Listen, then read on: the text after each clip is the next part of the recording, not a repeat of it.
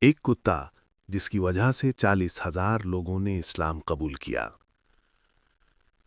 السلام علیکم پیارے ناظرین۔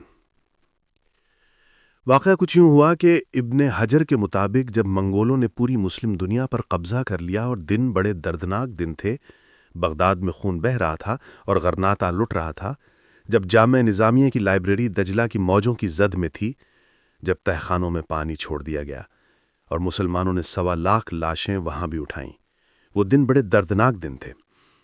ایک منگول سردار عیسائی ہو گیا اور اس نے بہت بڑا اجتماع کیا۔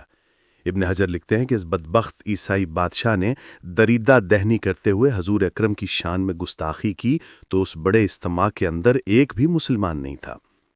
تو جب وہ حضور اکرم کے خلاف بھونکا تو پاس بندھا ہوا ایک کتا جوش میں آ گیا اور وہ زور زور سے بھونکنے لگا۔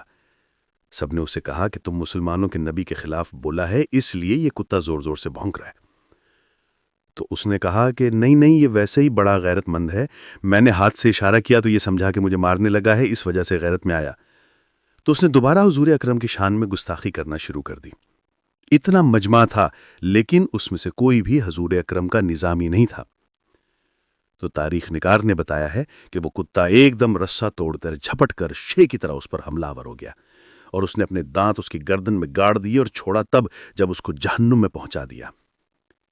ابن حجر لکھتے ہیں کہ اس واقعے کو دیکھ کر 40,000 لوگوں نے اسلام قبول کر لیا۔